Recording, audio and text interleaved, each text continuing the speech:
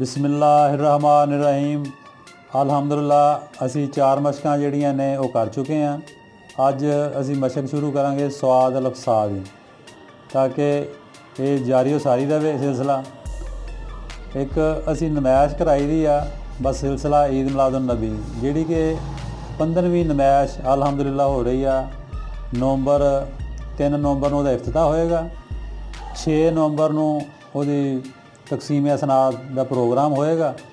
तो पूरे पाकिस्तान चो आर्टिस्ट जिहड़े हैं ना जी, वो अपना कैलीग्राफी बना के भेजते हैं और हर साल नवीं हुंदी आ।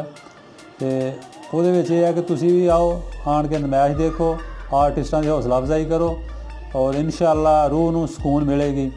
तो अल्हम्दुलिल्लाह बहुत अच्छा प्रोग्राम हुंदा वा। शुक्रिया जी। बिस्मिल्लाहिर्रहमानिर्रहीम। आ साडी मशक नंबर 44 सबक है साडा स्वाद रे सर। यह कोने ना बनेगा उपरला हिस्सा जिहड़ा।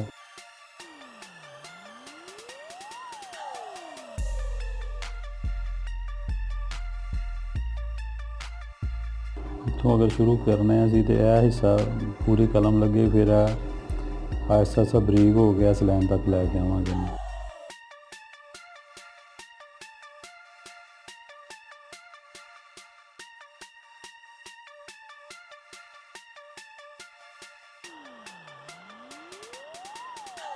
एक सफ़ा जोड़ा ना तुसी कम अज़ कम मैं एक लाइन ही सिर्फ लिखांगा, तुसी एक सफ़ा लिखना वा, फिर मुकम्मल होएगी मशक।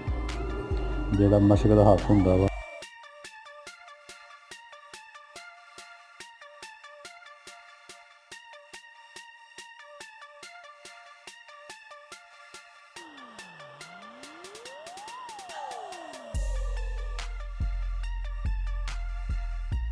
ਇਹਦੇ ਨਾਲ ਸਾਡਾ सबक ਹੁੰਦਾ दूसरा स्वाद ਦੇ ਨਾਲ सीन किदां लगाउणी है।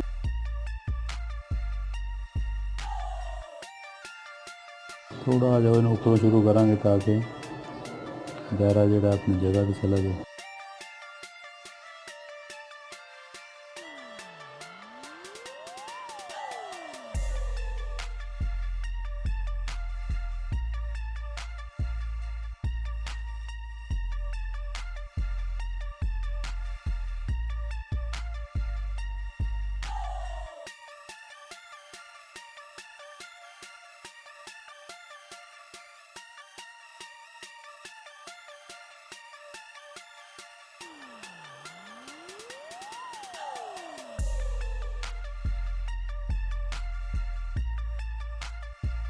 ਇਹਦਾ भी तुसी एक सफ़ा जोड़ा लाजमी लिखना।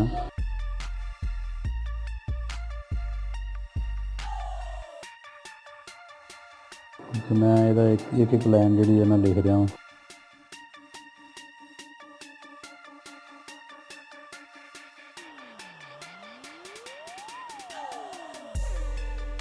यह जी लाइन है दूसरी लाइन, इस लाइन तक दंदान बनने चाहिए। फिर इस तो बाद जोड़ा ना या तीसरी लाइन तक या बरीक आएगा। फिर इत्थों कलम जी है गुड़ाई ना, फिर दायरा यदा बने, फिर मुकम्मल होंगे। अज की साड़ी मशक सी है।